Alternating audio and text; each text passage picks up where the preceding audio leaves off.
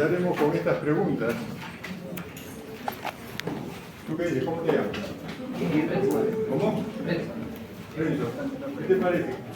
La primera pregunta. Es un proceso por el cual Silencio. yo diría que es un proceso por el cual una persona ingresa oxígeno, organismo.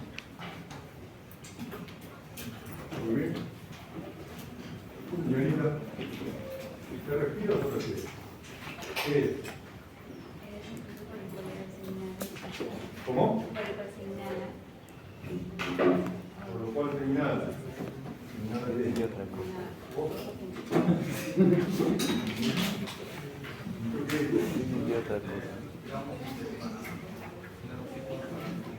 ¿Qué?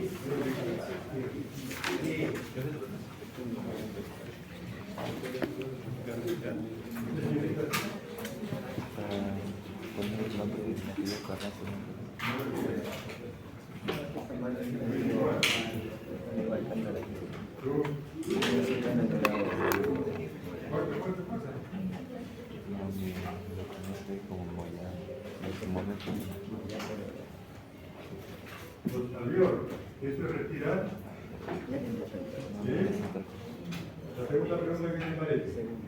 Cuando seas médico, o por lo menos interno y estés en el ambiente, y digan, doctor, el paciente no respira. Esto es lo que la persona que ha detectado o te está diciendo qué cosa es lo que ha detectado.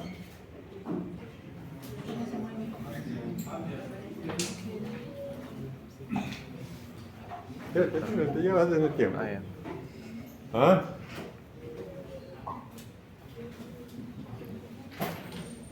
Nada. A ver. Doctor, el paciente no respira. Falta de oxígeno en su organismo. Falta de oxígeno, o sea que entra una persona, tú le ves, y falta oxígeno. No, No pues. respira. Obstrucción en la vía aérea. ¿Cómo? Un problema pulmonar. Traen el paciente, problema pulmonar. Pero ¿cómo sabes que no respira? No mueve. Está diciendo, pues, doctor, el paciente no respira. Yo te digo, doctor, el paciente no respira. ¿Qué debo haberme percatado yo para decirte, doctora, el paciente no respira? No llega el oxígeno a sus pulmones. Como puede ser que yo grave comiendo. Poca, porque no estoy comiendo. No, pero falta. Pero si yo digo, el paciente no respira, ¿Y cómo te algo sientes? debió haber mirado, algo. De repente está tan tranquilita como tú. ¿Tú respiras o no respiras? Sí, estoy muy cerca. Tiene color azul. Ajá. Ni que fuera. ¿Cómo dices? Ni que fuera. ¿Escuchaste lo que decía?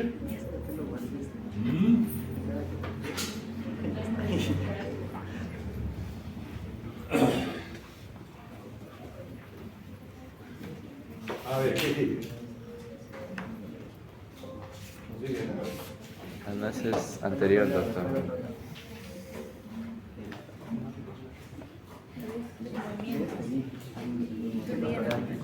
Pero ¿por qué no felicitas?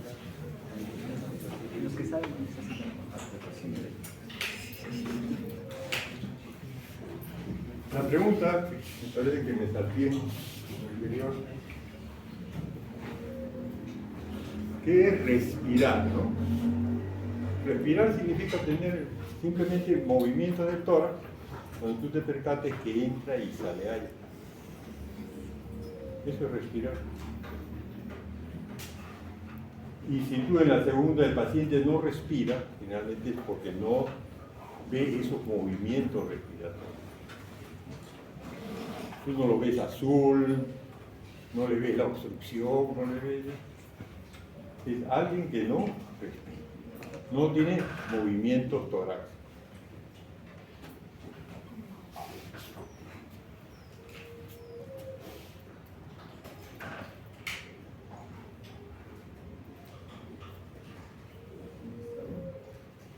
¿Qué es respirar? Realizar, como les dije, movimientos de ingreso y salida de aire.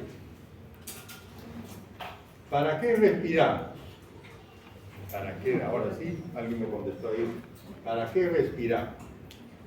¿Dónde se usa el oxígeno que ingresa a los pulmones y se transporta por la sangre? ¿Dónde se produce el dióxido de carbono? Ahí. Para eso, para las células. La mayor parte de nuestras células son aeróbicas. Significa que necesitan oxígeno para vivir. Entonces, todo este proceso respiratorio, todo lo que yo denomino sistema respiratorio, está encaminado para llevar oxígeno de la atmósfera hacia la célula. No solamente es aparato respiratorio, es llevar oxígeno desde la atmósfera hasta la célula. Y recoger un producto metabólico aeróbico que es el CO2. Recogerlo de la célula y transportarlo a la atmósfera. Ese es todo el procedimiento. Pero para eso no solamente basta el aparato respiratorio, sino, como vamos a ir viendo, muchos elementos necesarios para que ello se produzca.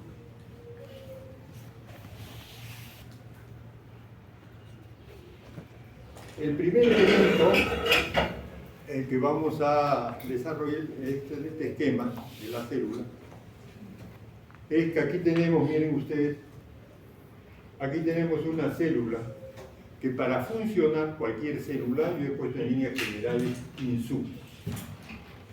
¿Qué insumo necesita? Va a ser de acuerdo a cada una de las células que trabajemos.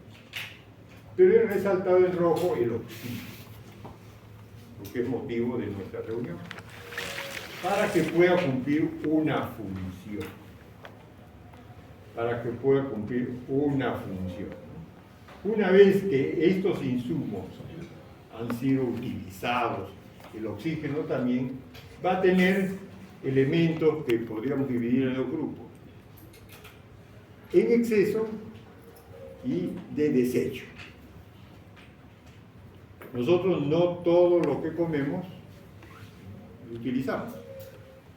Por ejemplo, las empresas farmacéuticas les recomiendan que no tienen que falte fierro, tomen fierro 3 veces al día.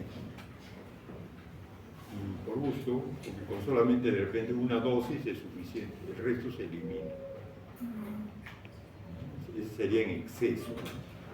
Y desecho, en este caso que nos interesa, viene a ser el CO2, que está remarcado acá.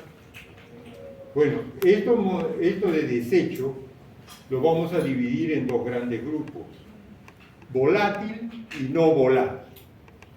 El único desecho volátil es el CO2, que se elimina por los pulmones. El resto de desechos se eliminan por vía urinaria. Y este exceso de desechos por vía urinaria se eliminan con agua.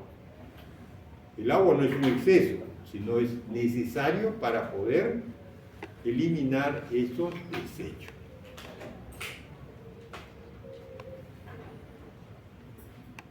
¿Estás aburrido ahí al fondo?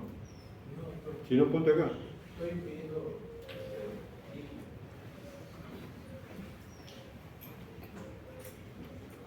Muy bien. Este es el camino que vamos a ir siguiendo estos días, un día, la próxima semana, en el cual vamos a ir tratando diferentes temas. Lo primero que vamos a revisar es atmósfera. ¿No? Lo primero. Disculpen un ratito, por favor. Disculpen.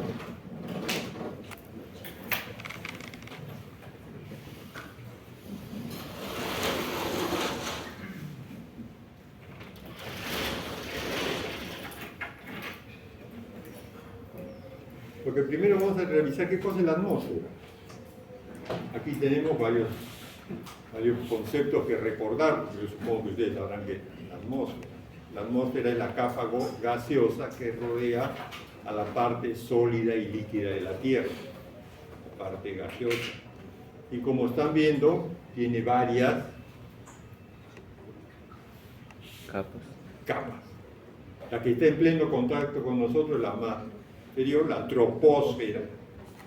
Esta troposfera tiene más o menos unos 10, 11 kilómetros de altura. A 10, 11 kilómetros vuelan los aviones. Dentro de estos 10 están toditos los fenómenos atmosféricos, las nubes, la lluvia, los tornados, ciclones, etc.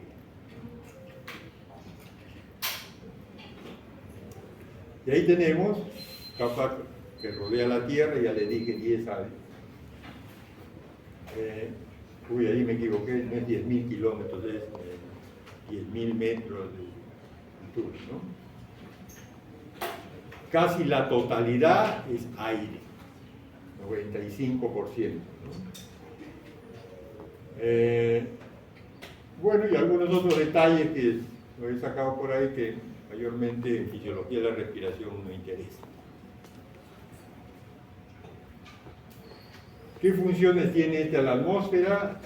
Uno de ellos es la capa de ozono que absorbe los rayos ultravioletas.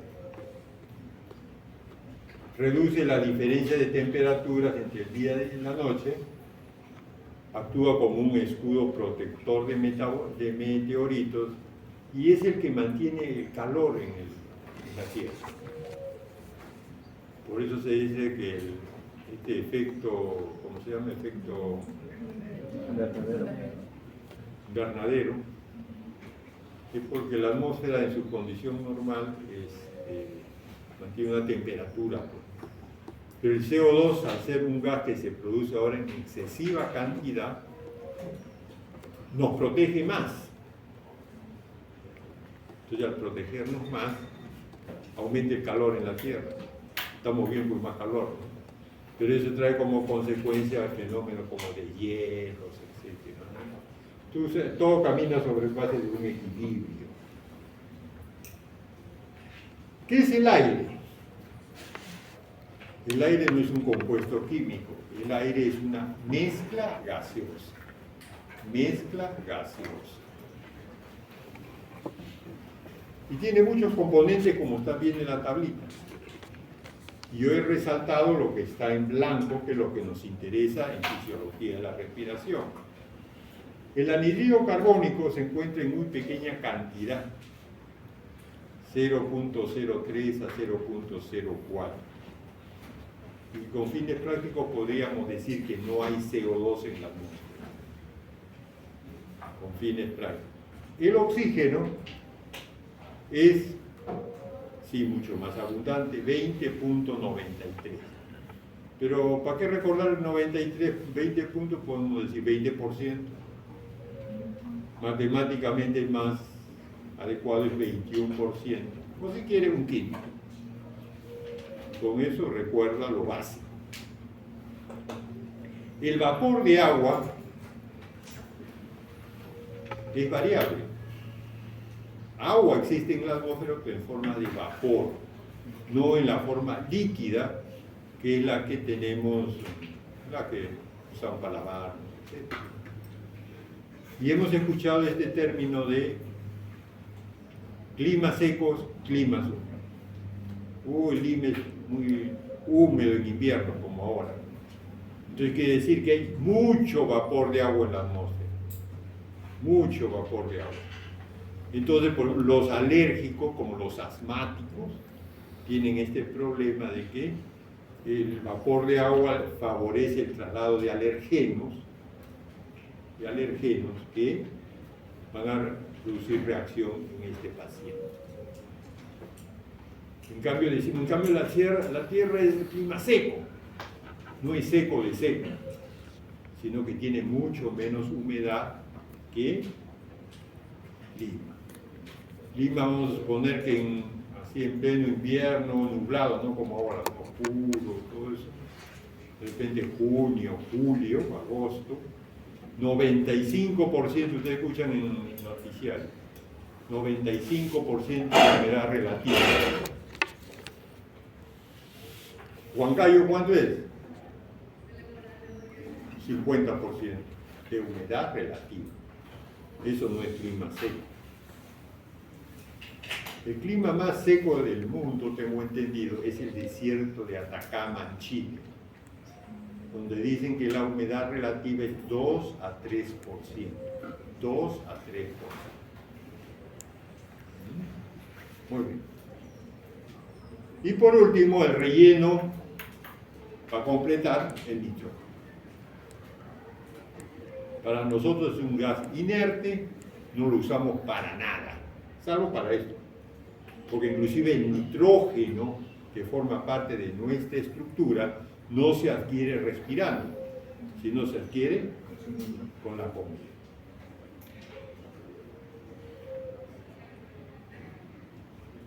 Los otros gases, pues, para completar el cuadro, ¿no? Ya ahí le estoy dejando a la delegada un resumen de esto, 80% de esto, entonces ahí lo pueden revisar. Y por último, todo está en los libros. Las moléculas de la superficie de agua continuamente escapan a la fase gaseosa.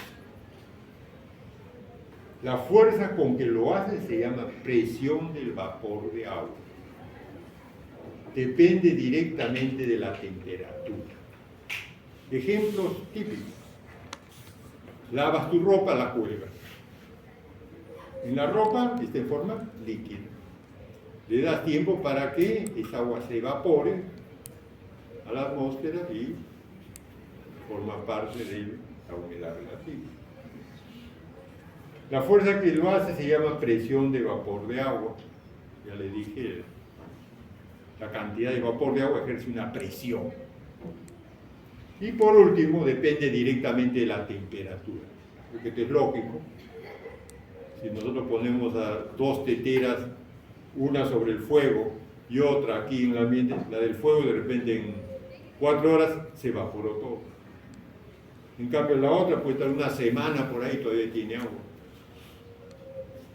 Buenas noches. Bueno, estamos en el Perú, siéntate nomás. Ese es el horario peruano.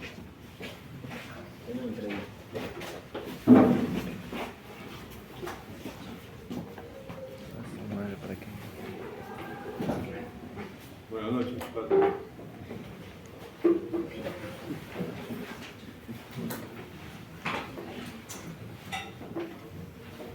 Bueno, nosotros los peruanos siempre tenemos una excusa para llegar tarde, por norma.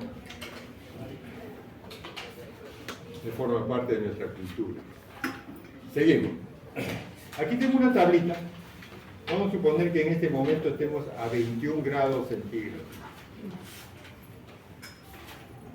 A 21 grados centígrados, la presión de vapor de agua sería 18.7 milímetros de mercurio, siempre y cuando, escúchenme bien, tengamos una humedad relativa del 100%. O sea, la atmósfera esté saturada de vapor de agua.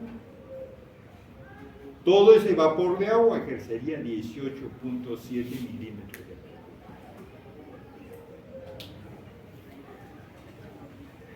Y aquí he resaltado en amarillo y grande, porque si esto fuera un alveolo pulmonar, y eso hay que grabarlo, en el alveolo la temperatura es 37 grados centígrados. Temperatura corporal normal. Y como en el alveolo, el aire que está en los alveolos, disculpen la redundancia, el aire que está en los alveolos, está completamente saturado de vapor de agua, ese vapor de agua en nuestros alveolos ejerce 47 milímetros de presión. Eso hay que recordarlo. Porque mañana más tarde, cuando calculemos cuánto es el PO2 en el alveolo, hay que considerar 47, porque 47 ocupa sitio.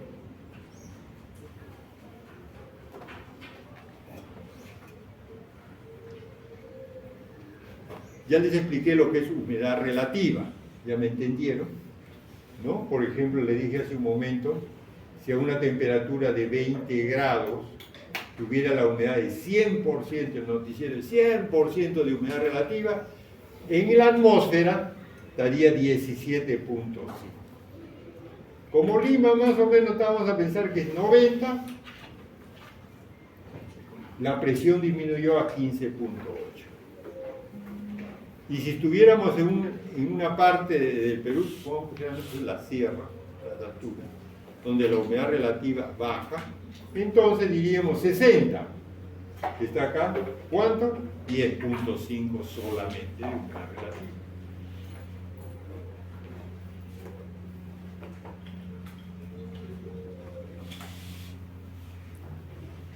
Nosotros los animales en línea general incluyéndonos, he dicho nosotros porque acaso yo también estoy incluyendo. Nosotros somos consumidores de oxígeno y productores de CO2. Consumidores de oxígeno y productores de CO2. Pero el equilibrio se realiza con las plantas, que realizan este fenómeno que me parece que usted no ha estudiado en el colegio, supongo, que es el de la fotosíntesis, que es un producto que revierte el CO2 que se produce a oxígeno. ¿No? Entonces, lo lógico es que nosotros deberíamos compensar sembrando más plantas, pero en líneas generales sembramos más cemento, que no cumple esta función. Bueno, este esquema lo pueden repasar, ustedes lo van a tener en el PPT que le estoy dando. Y el otro gran problema de la atmósfera, y el cual lo padecemos, yo lo voy a mencionar ahora, son los contaminantes. De todos estos contaminantes, tal vez el único que ha evolucionado con el hombre es el volcán, porque eso forma parte de la formación de la Tierra y nosotros tenemos que seguir. El resto lo hemos creado nosotros.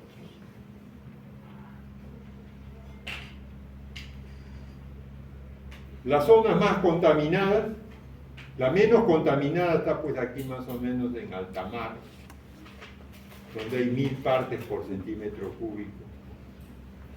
A más de 2000 metros sobre el nivel del mar, aquí también he cometido un error, disculpen, aquí debe ser una M, metros sobre el nivel del mar, solamente tiene 1000 partes. Y las grandes ciudades como es Lima, y ahora Lima es una de las más contaminadas, miren cuánto tiene, hasta más de repente tiene, 150. De repente aquí no tanto porque estamos un poquito alejados, pero en esta avenida, o en Abancay, por ejemplo, Tacna, ahí seguramente nos asfixiamos. Ese es el problema de la contaminación ambiental.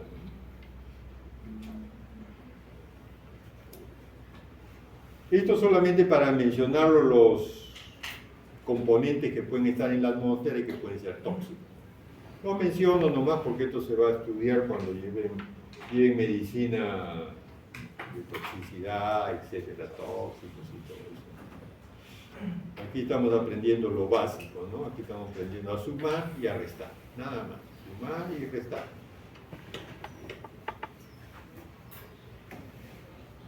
La atmósfera. Ahí tenemos la costa verde, que ahora está más verde, sí, está mejorando un poco de verde. Pero la idea es que Lima, miren ustedes, ahí está la línea, Lima en líneas generales no está a nivel del mar. Está más o menos de 150 y 200 metros sobre el nivel del mar. Si estuviera a nivel del mar, la presión barométrica sería la que está aquí arriba, 760 milímetros de mercurio. Pero como estamos un poco alto, la presión ya bajó un poco, y ahora no está en 760, póngale un número, 750.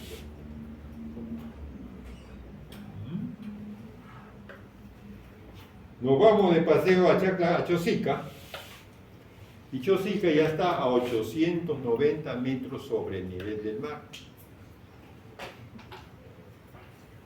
¿Qué cosa es lo que pasa en Chosica? ¿Verdad, Julio? Ahí está. En Chosica, miren, 890 aquí abajo, no llega a 1000.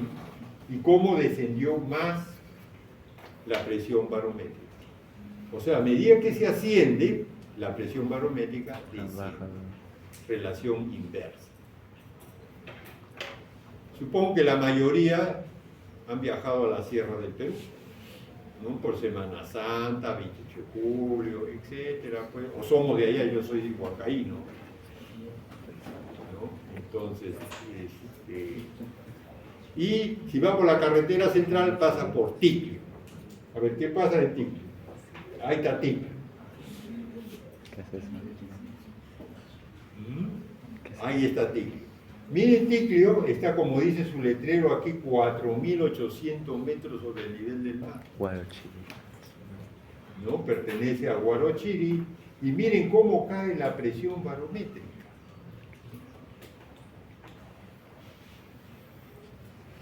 Y posiblemente hemos tenido pues algún estrago de estar por ahí.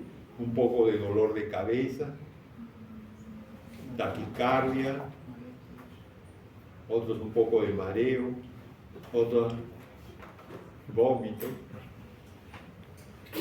y otros hasta diarrea. Depende de cada persona.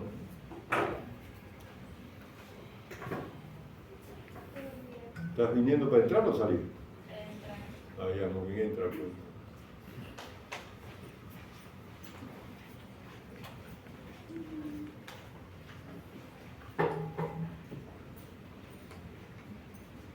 La presión barométrica disminuye. Entonces recuerden, más altitud, menor presión barométrica. Vale la pena puntualizar aquí, dice pues, ¿no? El cruce ferroviario más alto del mundo, ¿no? Eso era, ya no es ahora, ¿no? Solo por mencionarlo, el tren que viaja de Beijing al Tíbet pasa en 3 oportunidades, tengo entendido, los 6.000 metros de altura.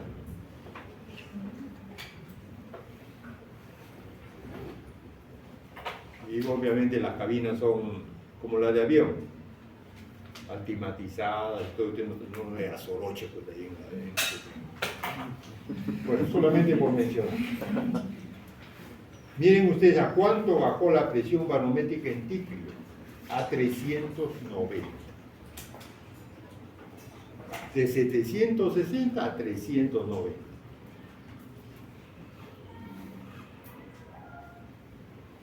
Aquí tenemos, ¿y por qué es importante esto?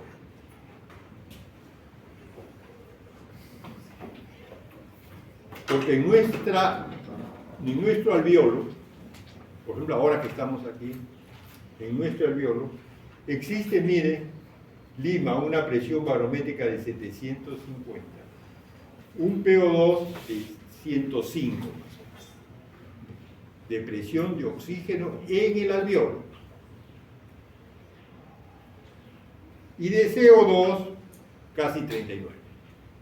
40, si usted quiere redondear, 40, está muy bien, no hay problema.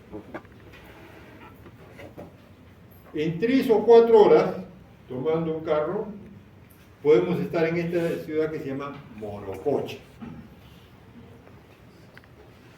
¿Por qué pongo referencia de Morococha? Porque estos datos fueron tomados de un profesor mío. La Universidad de San Marcos tiene un laboratorio en Morococha, un laboratorio de altura. Y este profesor hizo muchos trabajos ahí. Entonces yo tomo de su tesis doctoral, he tomado estos datos. Entonces miren ustedes, nos vamos en la carretera central, en 4 horas estamos en Morococha. Morococha está bajando Ticlio, más o menos creo que a unos 20 kilómetros bajando Ticlio, antes de llegar a Loroya. De repente ustedes lo han conocido, digo lo han conocido, porque esa ciudad ha sido minera y parece que los socavones y entonces han trasladado a toda la persona a otro sitio. Ya no es la vieja ciudad de Morococha. Yo no sé si el laboratorio de la universidad lo habrán trasladado, de eso ya no sé. Bueno, pero miren, entonces, en 4 horas, podríamos decir bruscamente, la presión de oxígeno en nuestros alveolos baja de 104 a 47. Y de CO2 de 39 a 31. Esta bajada es lo que nos, disculpen la expresión, nos amaquea. Y es lo que nos va a producir el mal de montaña agudo o soroche agudo. Agudo, hay que poner el apellido agudo. Que se puede manifestar, como le dije hace un momento, de una cefalea, taquicardia, etc.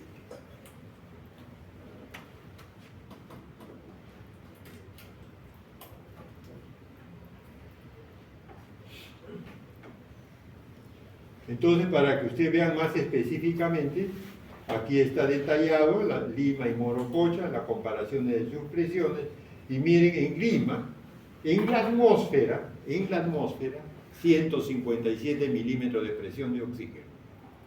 Hay que recordar que el oxígeno llega de la atmósfera hacia la célula solamente por gradiente de presión. Nada más, gradiente de presión.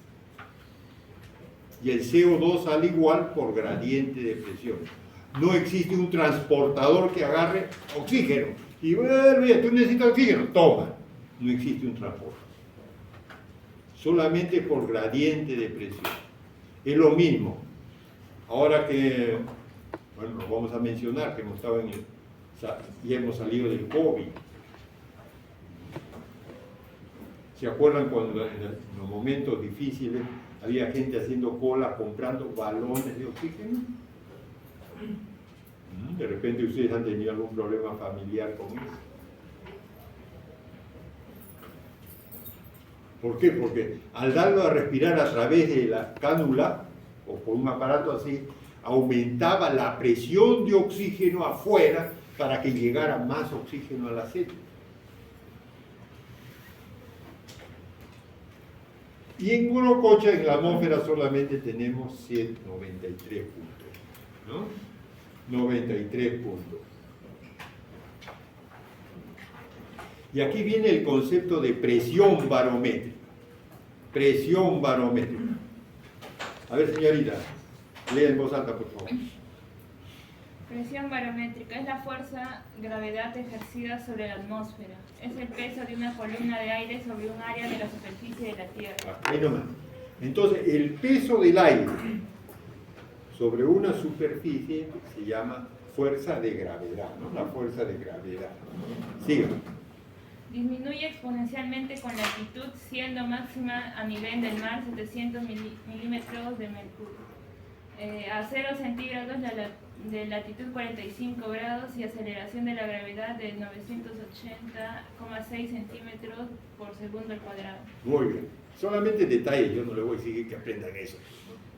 Solamente recordar que lo que le dije disminuye exponencialmente. Ya le dije en un momento, más altura, menos presión barométrica.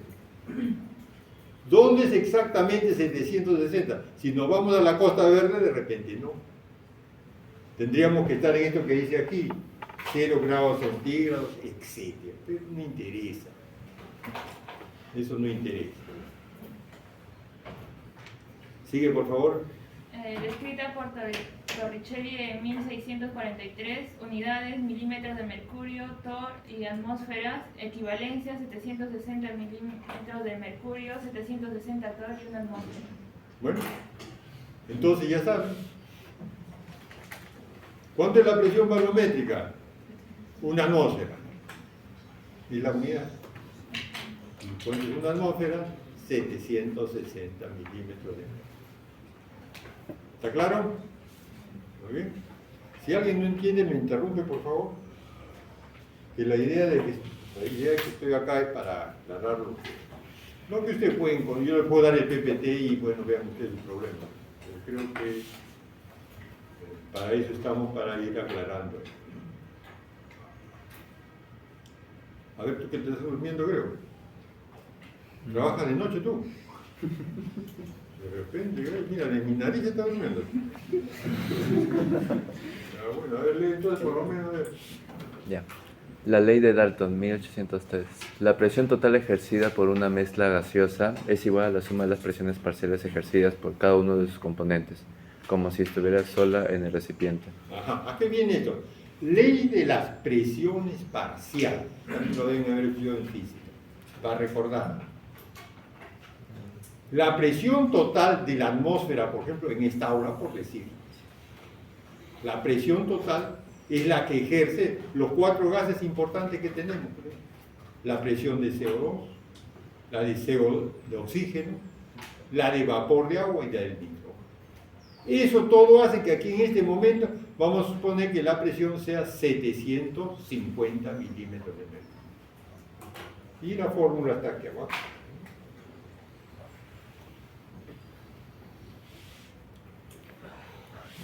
A ver, esta señorita que está aquí en la tercera, ¿lo tiene usted? Y a ver qué te parece lo que está proyectando usted.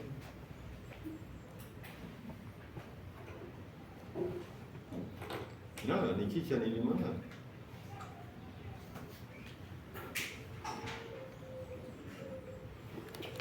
Los gases tienen 3 características físicas. Ocupan un volumen, ejercen una presión y el otro factor, temperatura. Entonces lo que vamos a revisar es lo siguiente. La relación entre el volumen y la temperatura, perdón, el volumen y la presión es definida por la ley de Boyle. A ver, creo que aquí tengo un ejemplo, una gráfica. La otra es el volumen y la temperatura por la ley de Charles. Y por último, la otra tenemos la de Gay-Lussac-Trelley. Vamos a ver qué pasa. La primera, miren ustedes, quiero que miren este esquemita. Volumen, presión, ley de Boyle. Menor presión, más volumen. Menor, más presión, menor volumen. ¿Qué es lo que está haciendo aquí? Esto aumenta la presión, disminuye el volumen. O sea, una relación indirecta. Más presión, menor volumen. Es como de repente el aire contiene las llantas de un vehículo. Si yo sacara todo ese aire, de repente ocupa todo este salón. O sea, ¿no? Pero comprimido, está en una llanta, el tamaño, pues imagínense, una llanta de carro.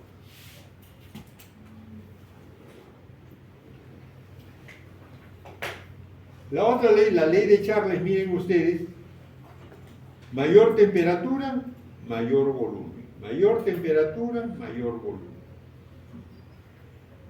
Y aquí está este globo. Este globo es un globo aerostático, que ustedes conocen. ¿En qué consiste el globo aerostático? En calentar el aire que tiene en el interior. Al calentar usted el aire, el globo se expande. Y como el aire caliente es más liviano que el aire frío, entonces el globo empieza a subir. Y puede levantar tranquilamente. Bueno, yo estaba en un globo que más o menos creo que habíamos 6 personas en la canastilla esa que estaba. Entonces el conductor lo va llevando como si fuera un carro. Le está bajando, le prende fuego. Otra vez sube el globo. Y él por ahí sabe cómo lo guía, no sé, eso lo va llevando ahí, ¿no? Y tú vas conociendo la ciudad por altura, como helicóptero más o menos.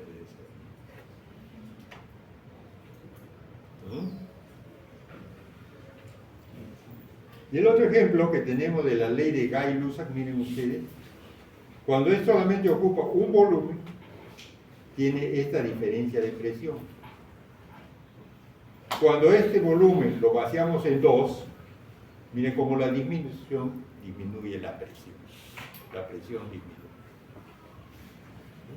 Bueno, esas son las leyes básicas de los gases.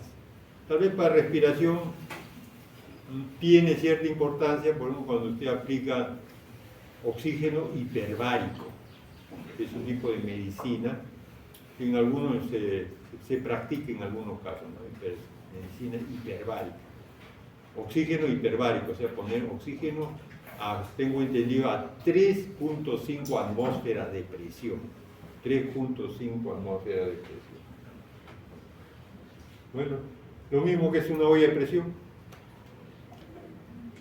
Usted lo que al poner a la temperatura, como la olla está cerrada, aumenta la presión dentro de ella y eso facilita la cocción de alimentos, que hace entonces que el tiempo de cocción sea más corto. Bueno, ya revisamos esta parte de atmósfera, fotosíntesis. Ahora vamos a entrar a este otro temita que está aquí de verde, ¿no? Mecánica respiratoria. ¿Qué cosa es mecánica respiratoria? Aquí tenemos a alguien de ustedes respirando en un espirómetro, como los que tenemos abajo en el laboratorio.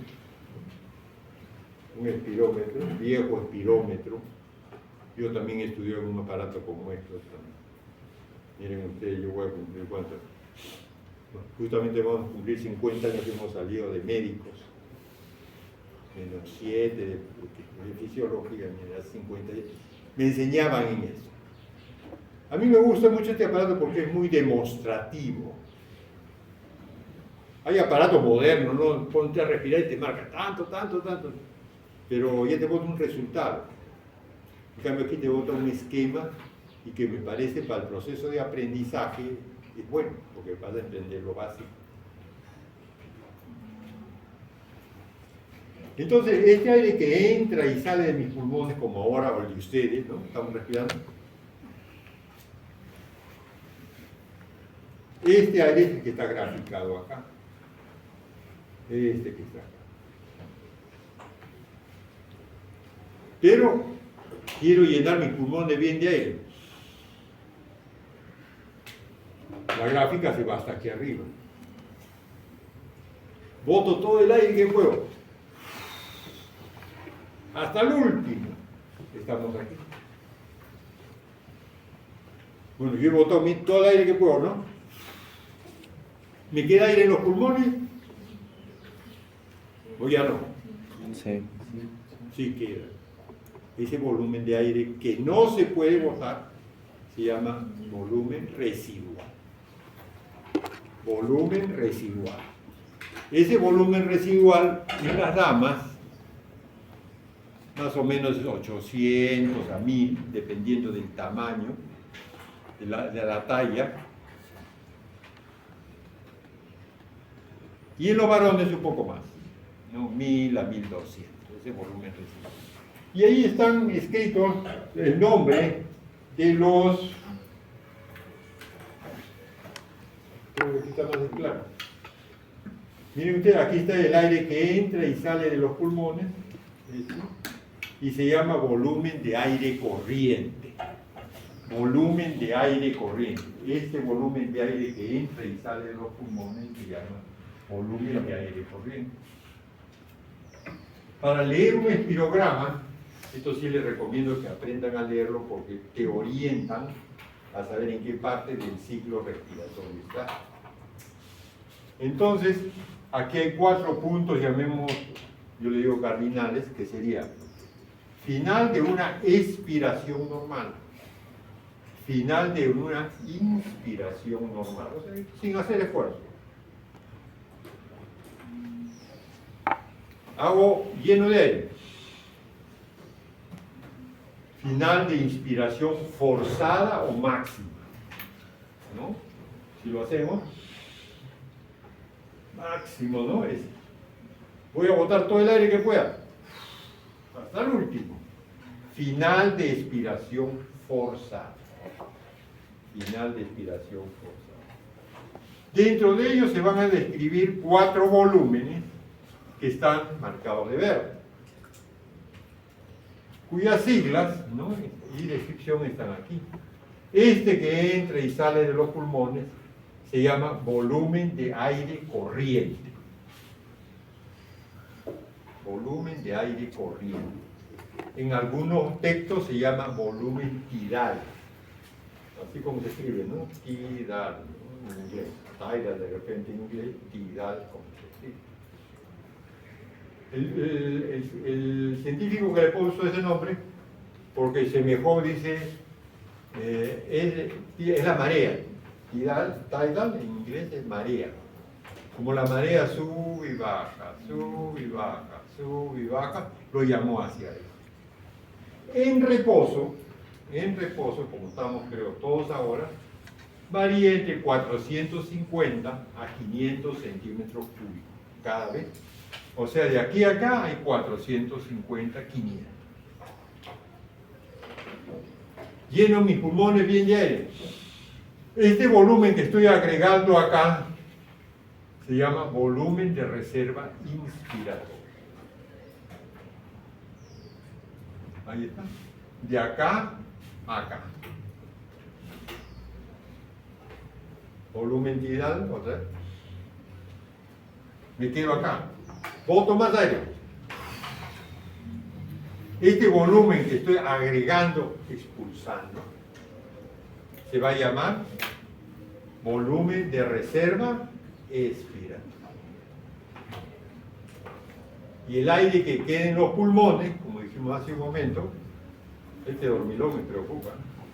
Me preocupa, caray, que mi nariz está durmiendo. No lo dejan dormir de noche de repente, o trabajan de noche de repente. Se llama volumen residual, ¿no? Volumen residual.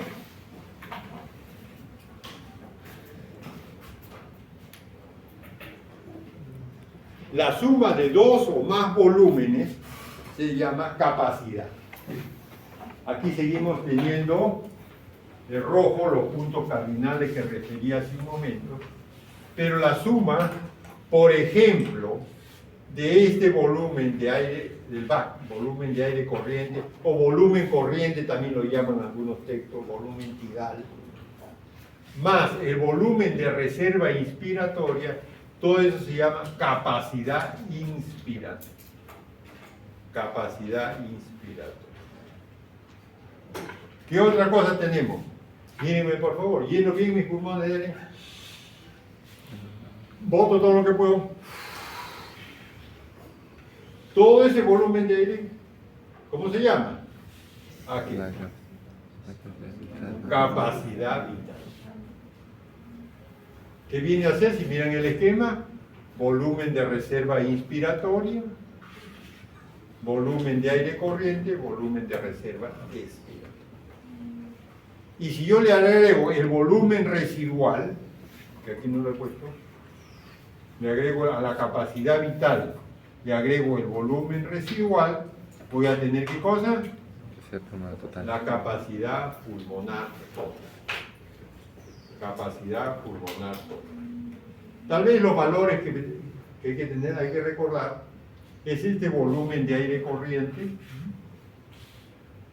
volumen de aire corriente, ya le dije entre 450, 500 más o menos, y el otro es la capacidad vital, ¿no? La capacidad vital para tenerlo, que va a variar como vamos a ver a continuación. Todos estos volúmenes y capacidades van a variar. Aquí está.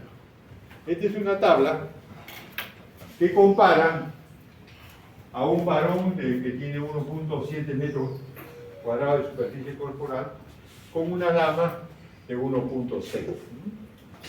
Entonces ya estamos viendo que estamos comparando un varón con una mujer. Entonces voy a poner, por ejemplo, lo que dije, volumen de aire corriente. En líneas generales, en reposo, su volumen de aire corriente es un poco menor en las damas que en los caballeros. Hace un momento le dije el volumen residual, 1200 a 1000. La capacidad vital, en usted, que todos están en esta edad de 20 a 30 años, dependiendo de su talla, más o menos mide 4 litros 800. Y una dama, 3 litros 200. Esto es por la contextura propia de la estructura propia del cuerpo. El cuerpo fue ginecoide es tórax angosto, caderas anchas. El cuerpo androide es diferente, caderas angostas, tórax más ancho. ¿Qué más? Seguramente cuando yo tenía la edad y usted estaba escuchando la clase, yo tenía esta capacidad vital. A medida que pasan los años, miren cómo va. Ustedes cuando tengan mi edad seguramente van a tener por ahí. Sin embargo, la capacidad pulmonar total no ha variado, lo que pasa es que aumenta el volumen residual. Aumenta el volumen residual. ¿No? Es como pasar plata de un bolsillo para otro. A la larga tiene la misma cantidad de plata, pero cuando está joven tiene más plata del lado derecho, menos en el izquierdo. A medida que pasan los años vas pasando plata de un poquito a otro, ya tiene un poco menos y aquí tiene un poco, más o menos la comparación. Entonces ya son dos factores que hacen variar los volúmenes y capacidades pulmonares. Primeramente es el sexo y en segundo lugar la edad. El tercer factor es la talla de la persona. El peso no interviene. La talla. Si estamos comparando a jóvenes como... ¿Tú cuánto mide de talla? 1,88 más o menos. 1,88. 1,88, duerme como 1,88. Yo creo que tú eres un poco más bajo, entonces, ¿cuánto mides? Ya, entonces esa diferencia hace de que tus volúmenes, a pesar de que tienen más o menos edades similares, tus volúmenes y capacidades pulmonares van a ser un poco menor que la de tu compañero. Pero hay que medirlo. No hay que medirlo. Yo estoy solamente afirmando en base a lo que está escrito y que en realidad varía según peso, no, talla, edad y sexo. ¿De acuerdo? Talla, edad y sexo.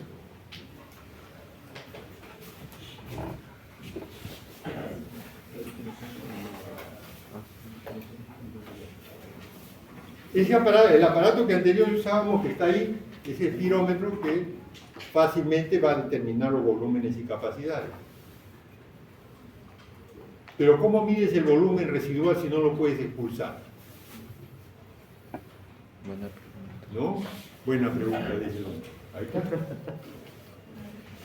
Este es ahí existen dos métodos. Uno de los métodos es la técnica de dilución con helio. El helio es un gas noble, ¿no?, en la clasificación de la tabla, y que tiene la ventaja de que cuando tú lo respiras, en pequeñas cantidades no es tóxico, y en segundo lugar no se pasa a la sangre. No se pasa a la sangre. Entonces yo pongo aquí en el espirómetro aire y helio, lo juntito acá. ¿Cómo te llamas? Matthew. Conecto a Matthew al espirómetro, ¿no? Y giro la llave esta de acá. Entonces Matthew empieza a respirar el aire que está aquí en la campana. ¿Qué es lo que van a hacer? El que le toca práctica va a tener que respirar en la campana. ¿Qué? Al cabo de más o menos 10 minutos se va a equilibrar el helio, como ustedes están viendo, ya se distribuye bien entre el aparato y los pulmones de helio, de Matthew, ¿no? Y aplicando esta fórmula podemos calcular aproximadamente cuánto será su volumen residual. Mire, dice 1,88 m, 88 me dice. Más o menos. De repente tiene por volumen residual 1,300. De repente. ¿Muy bien? Es una de las técnicas. El método de dilución por helio.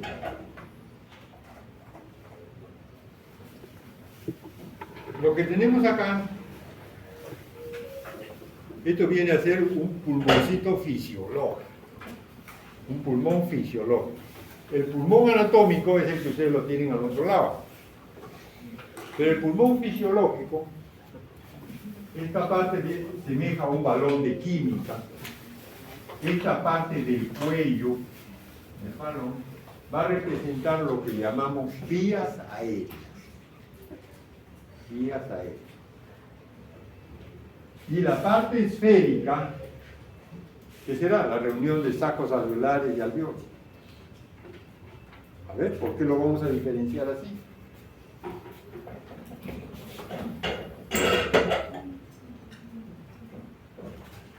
Ahí está, la parte esférica.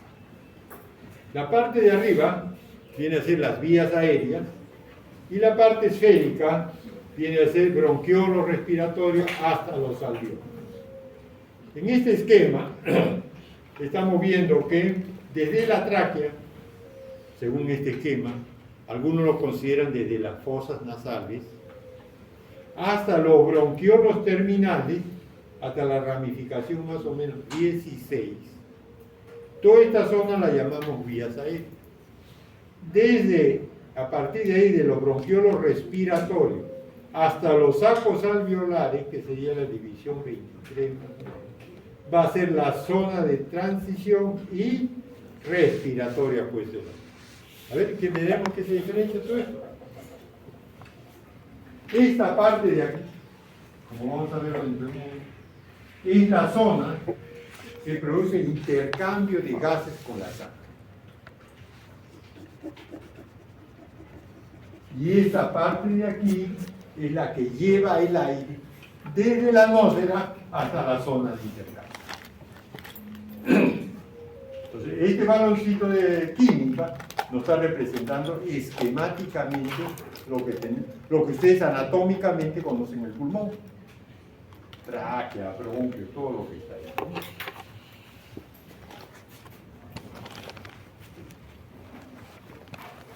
A esta vía aérea se llama zona de conducción y abajo hematosis. O también respiración externa. Hematosis o respiración externa. Estoy diciendo respiración externa porque después vamos a hablar de una respiración interna. Aquí tenemos, miren, tenemos una tráquea, tenemos muchos, casi 10.000 bronquios pequeños, bronquiolos terminales 100.000,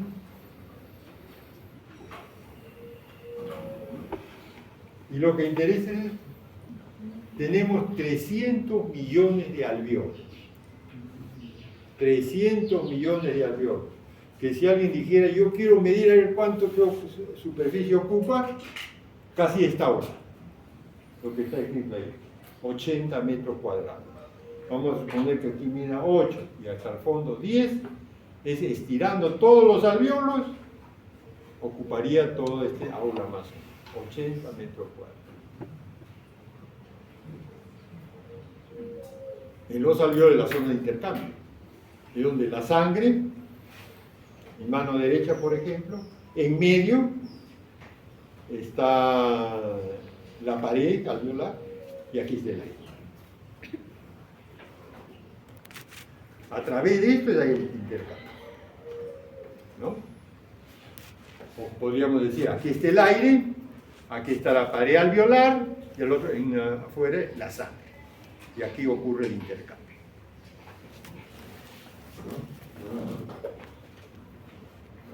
Pero las vías aéreas no solamente cumplen la función de conducción, no solamente conducen,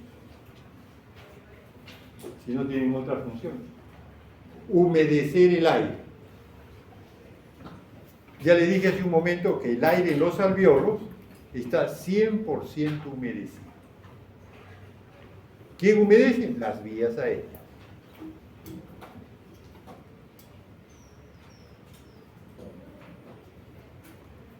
Atemperar. ¿Cuánto tenemos aquí de temperatura? 20, pongamos. ¿Cuánto debe estar en el alveolo? 37. Tiene que calentar. Vamos a suponer que tenemos una zona donde la temperatura es 42. Tiene que bajarlo a 37. Y por último, va a tratar de purificar el aire. Purificar. Que llegue lo más puro hacia los alveolos.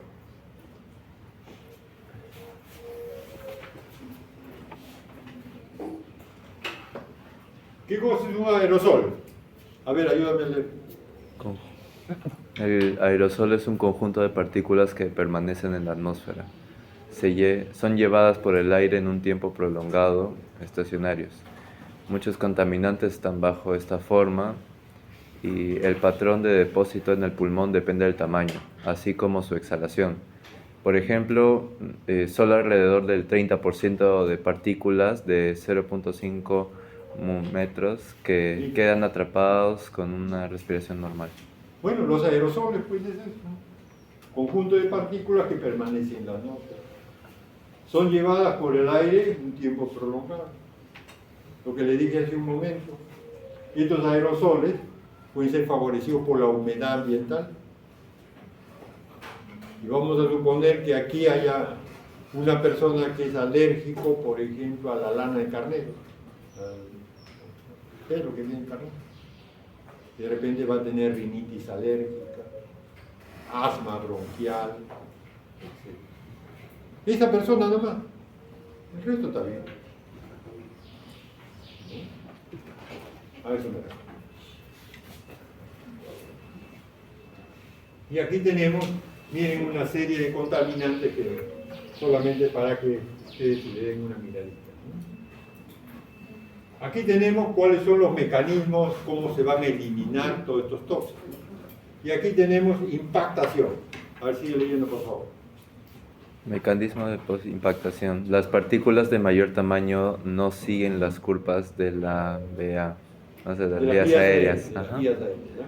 Chocan contra la superficie mucosa de nariz, faringe y bifurcaciones. La superficie húmeda la atrapa y no es liberada. Las fosas nasales es eficaz para partículas mayores a 20 mitras y en 95% hasta las 5 mitras. Las partículas grandes. No sé si ustedes se han percatado. Hay veces se dan cuenta que tienen moco en la nariz y se limpian y miran el papel y está medio marrón. ¿No? De repente en esto, por ejemplo, no sé, pues, en un sitio donde había mucho contaminante. No lo sentimos, pero al ver el papel, tú lo ves que está medio oscuro. ¿No? Esa es impactación. Creo que tenemos una grafiquita. Ahí está, tenemos. Impactación. En el esquema de este lado, pues impactación, hemos visto el tamaño de 5 micras y generalmente, como digo, van chocándose las partículas y ahí se van pegando. Tenemos la otra técnica de sedimentación. A ver tú. Sedimentación. Las partículas se depositan de acuerdo a su peso. Importantes en la que miden entre 1 a 5 micrómetros de diámetro. Micra. Ocurren principalmente en los bronquiolos terminales y respiratorios. O sea, las partículas más pequeñas, esas sí van siguiendo la curva de respiratoria, la curva de las vías, ¿no? Y se van depositando de acuerdo a su peso en el moco que tenemos. Ocurre en bronquiolos terminales y respiratorios. Creo que también tenemos el esquema correspondiente. Ahí está, sedimentación. El esquema B, ¿no? Ahí está. Y por último, tenemos el de difusión. A ver, señorita. Movimiento aleatorio por el continuo bombardeo de gases importante en los que miden menos de 0,1 micras, ¿no? Ocurre principalmente desde los bronquiolos terminales hasta los alveolos. También puede suceder En las vías aéreas más grandes. Difusión, ya van a pasar. No van a pasar. Un hombre que fuma, espero que ninguno de ustedes lo haga. Pero lo importante del que fuma no es todo el carbón, todo eso que quema el cigarrillo, sino es que la nicotina pase a la sangre. Que es lo que le interesa al fumador, la nicotina. El resto no. Y también tenemos pues la esquemita que está, ¿no? Muy bien. Este esquema lo analiza usted, pero es muy simple. Miren, como a medida que hay más diámetro, ¿no? el depósito, cómo se realiza.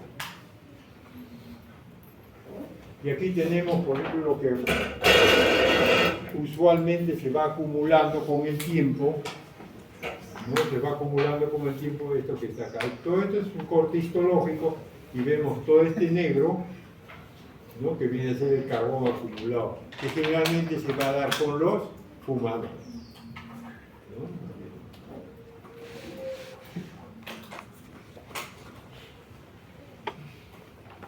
Este otro término, este sí hay que aprenderlo muy bien, este sí hay que recordar. Resistencia a la corriente de agua. Resistencia. No sé si ustedes han soplado por un tubo grueso, ¿no? Soplan. De repente fácilmente lo hacen. Pero si lo quieren soplar por un sorbete, de repente hay más dificultad. No solamente dificultad, sino se hace más difícil. Entonces, normalmente, así como en la sangre también, el pasaje de sangre por las arterias, por las venas, las arterias le ofrecen una resistencia. Las vías aéreas ofrecen una resistencia al paso del aire. Esa resistencia está dada por todos estos factores. A ver, campeón, lee. Resistencia a la corriente de aire, desde la tráquea a los bronquios terminales, de 18 milímetros hasta 0,7 milímetros. Ramificación irregular, no es dicotómica ni simétrica. Luz no necesariamente circular, cambio de diámetro rápido o lento.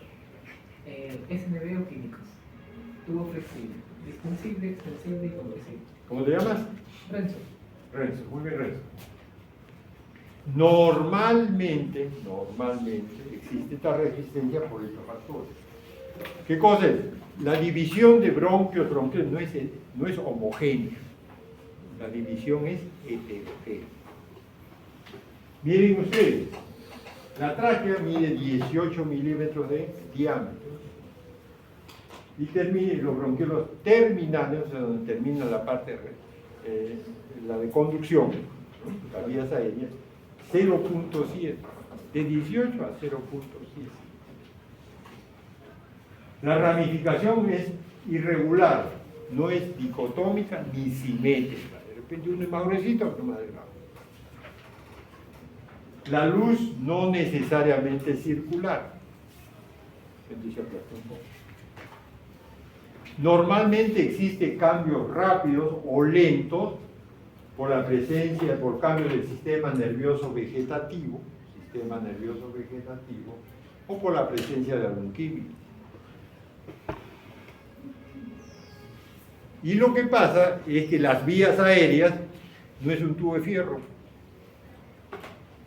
Al ser un tubo orgánico, ¿no? Cartílago fundamentalmente, tiene todas estas características: distensible, extensible y compresible. A eso se refiere. El otro año, el otro semestre, el otro año,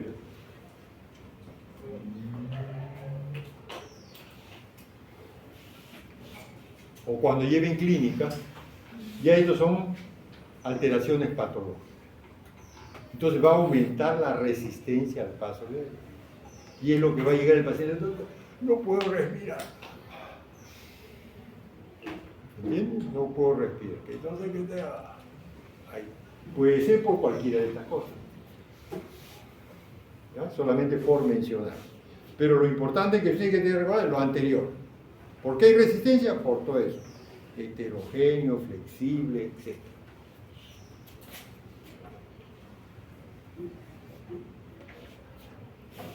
Este esquema es importante porque la resistencia aumenta cuando se forma esto que está aquí, regímenes turbulentos. Existe normalmente algo de turbulencia aquí en la bifurcación, pero por ejemplo acá, en esto de acá se produce una gran turbulencia. Por ejemplo, un cáncer de bronquios o cualquier otra cosa que altere tu. Entonces, el régimen laminar y el régimen turbulento. Ya, en un ratito vamos a descansar, así que vamos a hacer un último esfuerzo aquí. A ver, señorita, ayúdenme. Inspiración. Siempre es activa, contracción muscular. Ahí quiero puntualizar bien esto. Siempre que usted ingresa aire a sus pulmones, ¿está bien? Inspirar es eso, Delgada. ¿Qué es inspirar? Ingresar aire a tus pulmones. Siempre que necesites tiene que haber contracción muscular. No puede ingresar aire si no hay contracción muscular. Sí. Principal músculo diafragma, inervado por el nervio frénico, las raíces anteriores del tercer al quinto cervical. Se estira. Reestira la parte central. Reestira la parte central. Aumenta la altura del tórax hacia abajo 10 centímetros en inspiración máxima. Eleva las costillas inferiores. Aumenta la circunferencia del tórax. Ahí no, creo que viene mejor, viene el esquema. Y creo que viene aquí, ¿está? Este es mejor. El diafragma, cuando se contrae, y vamos a ver que, supongamos que hago esto. He llenado todos mis pulmones de aire. ¿Ha sucedido esto? Reestira la parte central. Aumenta el diámetro de la parte inferior del tórax. Ahí. 10 centímetros en final de inspiración forzada. En inspiración está qué cosa, el diafragma baja, miren la línea continua. Y el abdomen, ¿no? Se contrae. En inspiración. No, perdón, en inspiración es esto de acá y el estómago se protege. ¿Ya? Entonces, en inspiración el diafragma cae y el abdomen, porque si no, ¿dónde va? El abdomen tiene un relleno. Si yo el diafragma lo bajo, ¿dónde va lo que tenemos ahí? Tiene que protruir, ¿no? Es lo lógico. ¿Ok? Creo que terminamos de leer ahí. Ajá. ¿Qué cosa se hace también en la inspiración? Las costillas, los intercostales, no leí. Aquí entonces disculpen, aquí no leímos. Ahí está, lee, intercostales externos. Intercostales externos, inervación del primero al décimo nervio intercostal, eleva el extremo anterior de las costillas, aumenta el diámetro antero-posterior y en varones se contrae del 5 al 9 en reposo. ¿Qué significa inervación? Bueno, eleva el extremo anterior de las costillas. Imagínense que mi costilla es el lapicero. Cuando yo inspiro,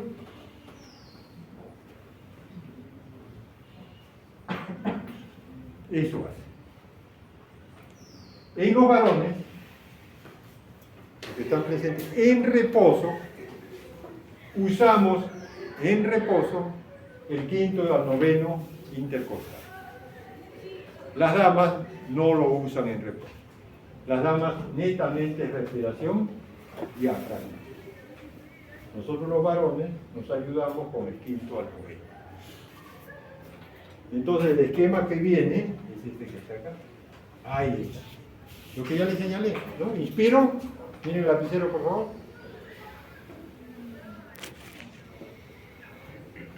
Es lo que hace ampliar el diámetro antero-posterior del tórax.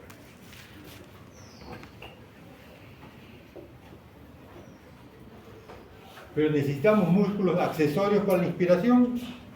Creo que sí, accesorios. Estamos corriendo, tenemos una actividad física, entonces necesitamos músculos accesorios.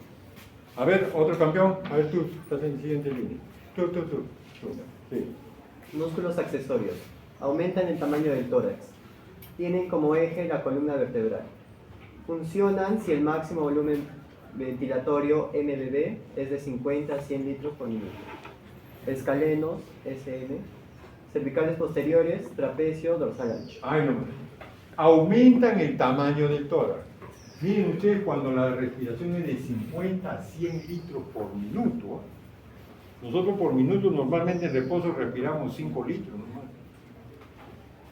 Pero cuando está usted, por ejemplo, corriendo, etcétera, o en determinada actividad donde tiene que hacer mucho esfuerzo, miren, entonces va a intervenir esto. máximo volumen ventilatorio. ¿Y qué cosas, cuáles son estos músculos accesorios? Los que teniendo como eje la columna vertebral te levantan el tórax. Y son todos estos músculos, pues, escaleno, esternocleidomastoideo, cervical posterior, trapecio, dorsal ancho. O sea, todos los músculos de la espalda son los que te ayudan a aumentar el volumen. Aumentan el volumen y a trabajarlo pues, durante todo este tiempo que estás a 50, 100 litros por minuto. Bien, sigue. Disminuye la resistencia del flujo aéreo. Miloioideo, ligástrico, elevador del ala de la nariz. Ya, ahí nomás. ¿Cuál es el otro? Entonces son los músculos accesorios que aumentan el tamaño y los que disminuyen la resistencia al paso del aire. Si disminuye la resistencia, el aire pasa más rápido. ¿Cuáles son esos músculos que disminuyen la resistencia al paso del aire? Todo lo que saben. No sé si ustedes se han percatado de este hecho. Si alguien viene corriendo, sube las 4 grados y dice, doctor, que por favor déjeme entrar. Si de verdad lo ha hecho, está cansado, ustedes van a notar que el ala de cada vez que inspira, se abre más la fosa nasal. ¿No? Cada vez que inspira. Ese fenómeno lo hace el elevador del ala de la nariz. Ese fenómeno se llama huélfago o huelfago, nota. Huélfago o huelfago, no lo tengo escrito ahí. Huélfago o huelfago. ¿Con H o con B? Con H. Huélfago o huelfago se llama. Aquí tenemos, mira, 2 radiografías. Boto todo el aire que puedo. Final de expiración forzada. Radiografía. Llena todo lo que pueda. Miren cómo varía. Aquí este punteado es este que está acá, el otro que ha aumentado, ¿no? Como aumenta él. Aquí están lo que le digo, por los 10 centímetros más o menos que baja hacia acá.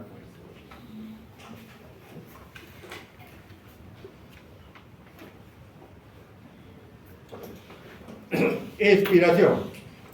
A ver, delegada, expiración. Expiración pasiva. Los tejidos elásticos recobran su posición y liberan energía almacenada. Activa.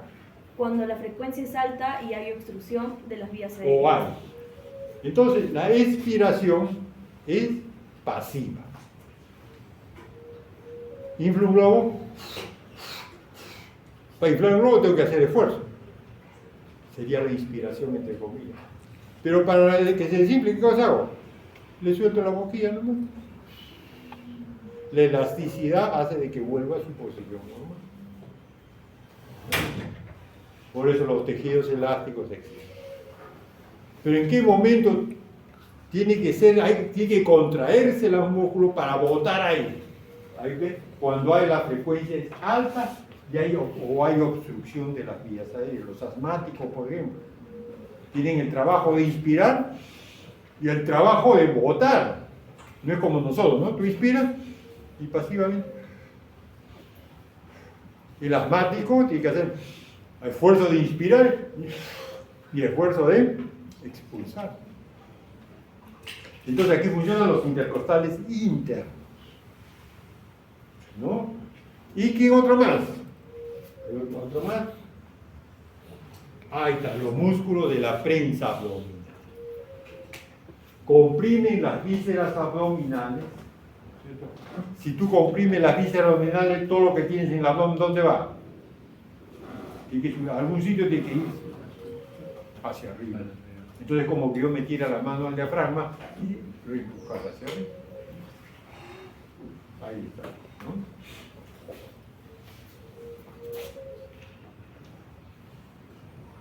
Ahí está expiración. Tenemos en este esquema que ya ustedes lo vieron. La parte activa es contracción de los músculos abdominales, ¿no? Y va a presionar al diafragma hacia la parte de arriba.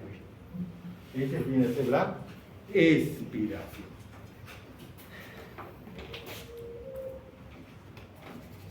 Y esto también lo vimos. Y aquí este esquema de Guyton, de un poco viejo, de un libro viejo de Guyton, de Wheaton, ¿no? En expiración, miren ustedes cómo está esto, y cuando está en inspiración. A ver, vamos a ver. Ahí nos vamos a quedar. Tomaremos un descanso de unos 10 minutos. Y